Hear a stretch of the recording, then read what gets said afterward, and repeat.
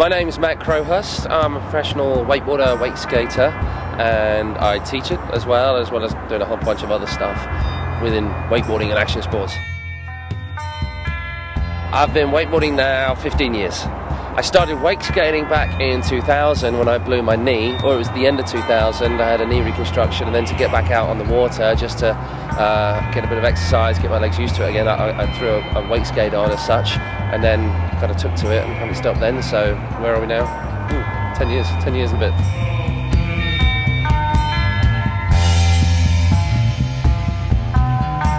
I used to mess around water skiing an awful lot when I was very young, and then did more of that quite seriously from about the age of 7 to 15. And then a couple of friends of mine that I would ski with who were a little bit older, they'd taken on wakeboarding, and I just started with them back in '96 and I didn't really look back. I mean, water skiing is an awful lot of fun as well, but it's kind of restricted, and with wakeboarding you can take it wherever you want to take it and add whatever influence you want to add to it, which is another one of the buzzes that you can make it your own.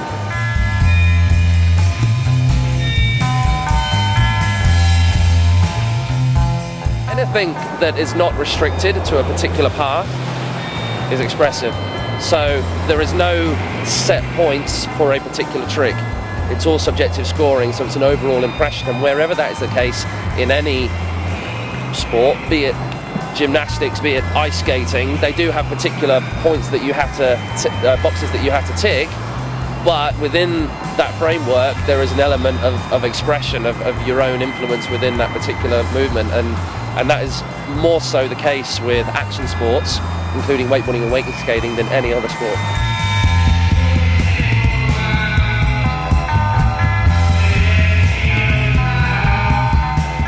Sounds a little bit vain in some way, but you do kind of, when I see myself wakeboarding, I want it to look how I think it feels, and so you're always working on making it feel as fluid and as smooth as possible, because that's another form of the enjoyment you get.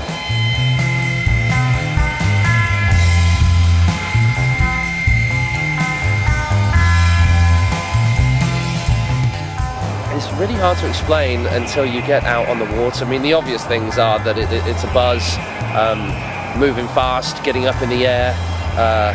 Anything, I think, that involves cruising around sideways on a board just feels strangely natural, even though it isn't at all. So the same allure that you would get from cruising down a slope on a snowboard, you get exactly that out behind a boat or on a cable, behind a jet ski. When you move to wake skating, that just adds a little bit more freedom because you're not attached to the board. It's that bit more difficult, so any kind of maneuver you pull off is that much more of an achievement. It's just the cruising on the water and switching off and just being totally in the zone and not thinking about anything else other than the sensation of wakeboarding or wake skating, and guarantee anybody who tried it for the first time pretty much loves it and will want to do it again.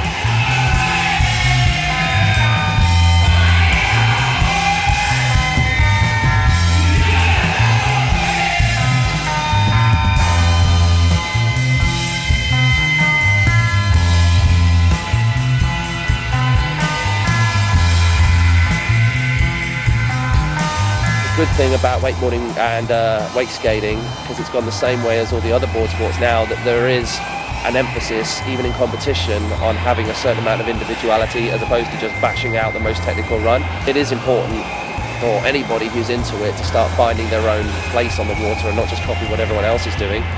When you get started, you're going to want to learn a certain number of tricks, but then you add your own influence, and most people have their own style anyway.